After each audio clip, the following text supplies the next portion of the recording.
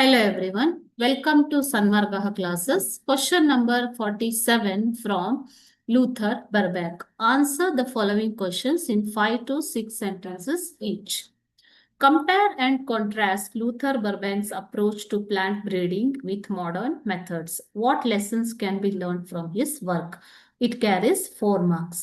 Okay so ಈ modern ಟೆಕ್ನಿಕ್ಗೂ ಮತ್ತು Luther Burbank ಅವರು ಯೂಸ್ ಮಾಡಿದ ಟೆಕ್ನಿಕ್ಗೂ ಏನು ವ್ಯತ್ಯಾಸ ಇದೆ ಅಂತ ಕೇಳ್ತಾ ಇದ್ದಾರೆ. ಓಕೆನಾ? Luther Burbank improved plants by using simple methods like selection grafting based on careful observation. So ಪ್ಲಾಂಟ್ಗಳನ್ನು ಜಾಗರೂಕತೆಯಿಂದ ಗಮನಿಸಿ ಅವರು ಗ್ರಾಫ್ಟಿಂಗ್ ಮತ್ತು ಸೆಲೆಕ್ಷನ್ ಮೆಥಡ್ ಅನ್ನ ಯೂಸ್ ಮಾಡ್ತಾರೆ. He did not use advanced science or knowledge of genes. ಯಾವುದೇ ರೀತಿಯ ಅಡ್ವಾನ್ಸ್ಡ್ ಸೈನ್ಸ್ ಅಥವಾ ಜೆನೆಟಿಕ್ ನಾಲೆಜ್ ಅದನ್ನ ಅವರು ಯೂಸ್ ಮಾಡಿಲ್ಲ. ಜೆನೆಟಿಕ್ ಅಂತಂದ್ರೆ ಜೈವಿಕ ತಂತ್ರಜ್ಞಾನ. ಓಕೆನಾ? ಜೀನ್ಸ್ಗಳನ್ನ ಉಪಯೋಗಿಸಿಕೊಂಡು ಮಾಡುವಂತಹ ತಂತ್ರಜ್ಞಾನ. Okay.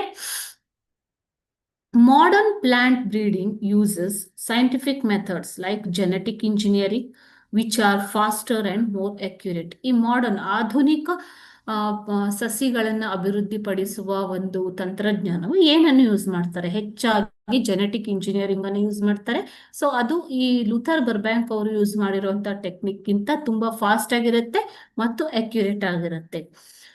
Both methods aim to improve better plants with good qualities. But Burbank's work teaches us the importance of patience, hard work and observing nature closely. Burbank ಅವರು ಯಾವುದೇ ರೀತಿಯ ಹರಿಬರಿಯಿಂದ ಅಥವಾ ಎನ್ವೈರ್ಮೆಂಟ್ಗೆ ಹಾರ್ಮ್ ಆಗುವಂತಹ ಟೆಕ್ನಿಕ್ಸ್ಗಳನ್ನ ಯೂಸ್ ಮಾಡೋದಿಲ್ಲ ಮಕ್ಕಳೇ. ಅವರು ಪ್ಲಾಂಟ್ಗಳನ್ನು ಕೂಡ ಎಂಥ ಪ್ಲಾಂಟ್ಗಳನ್ನ ಸೆಲೆಕ್ಟ್ ಮಾಡ್ತಾರೆ? He selected only those plants which were useful and which give results. Okay, so he observed them closely with lots of time and patience. So his techniques teach us more patience, hard work and observing nature closely.